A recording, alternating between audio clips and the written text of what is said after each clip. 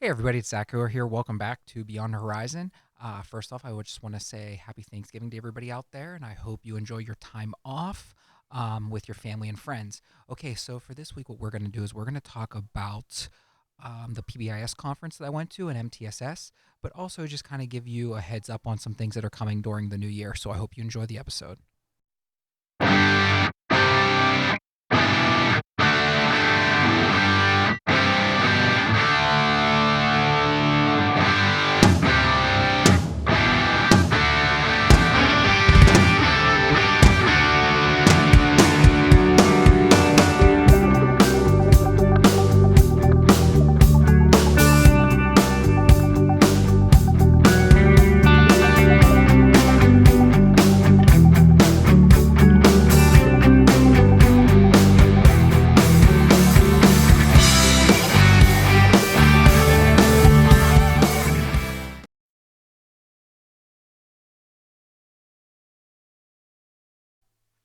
All right. So the first thing is at the PBIS conference in Hershey, we really had a nice week there.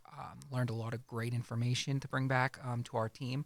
But the one thing I really want to touch base on that we are going to be starting after Thanksgiving break is our restorative circles.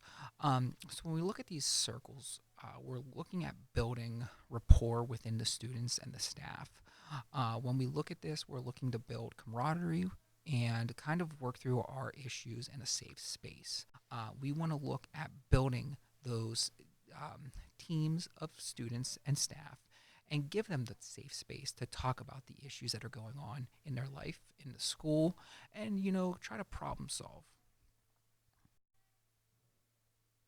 Okay, so how do we do this? The ones that we're really looking at in our restorative circles are our proactive circles.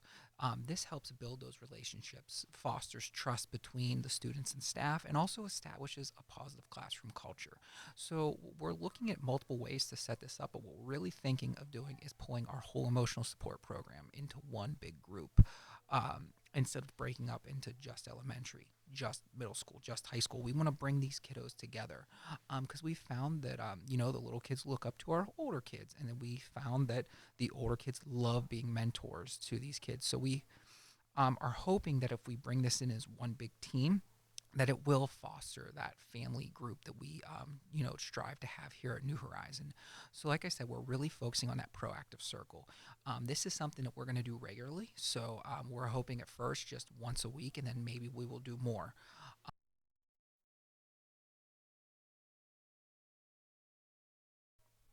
All right. So we have three types of circles that we're going to work on: a proactive circle, a responsive circle, and a celebratory circle when we're looking at these restorative processes.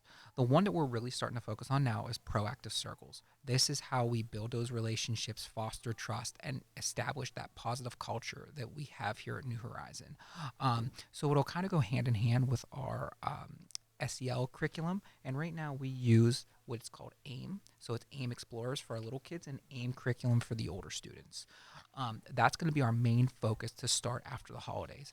Now, once those are built in, we can start looking at responsive circles. This is how we look at conflict and how we address conflict and prepare for issues that arise. We can also use this to repair harm and restore those relationships. So you would do this after an incident or a conflict. We would stop and pull everybody together. This would be like resolving that peer conflict. And then we have celebratory circles, which we acknowledge achievements, milestones, celebrate the community. So this is after significant accomplishments or events that happen. Examples are celebrating the end of a project, maybe recognizing acts of kindness. So that's another part that would add into our PBIS.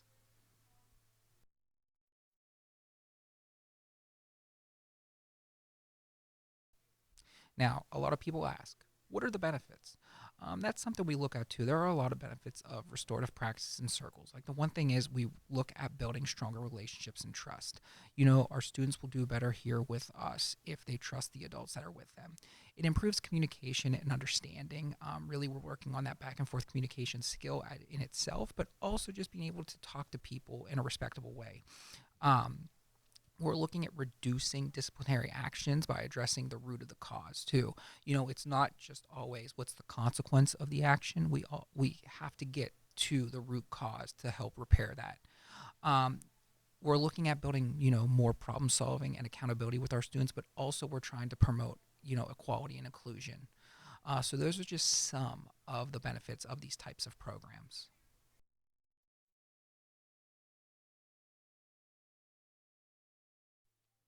All right, everyone. So for the third part of our emotional support series, I really want to talk about our leveled system. So our leveled system is going to be something that goes hand in hand with our check and check out. So if you have one of our students, you know that every day in our emotional support program, you get sent a point system. So this point system is tied to our leveled system. The leveled system helps reinforce positive behavior. So it encourages desired behaviors by linking them to specific rewards and privileges. It also helps teach the kids accountability. So, just like I always tell them, when something happens, you do not lose points, you don't earn them. So, we don't take them away from you. You don't earn your points. So, really, it pushes all the consequences and their actions onto the student. It gives them a nice structure of their day, and it helps, guidelines for the behaviors and the process that we're using. And, when we look at progress, it shows that they own when they make progress, and they own it when, maybe they slide and make a little less progress than usual. And also, this promotes the skill development. So really, we're looking at aligning these programs to the specific student and the skills that they're needing.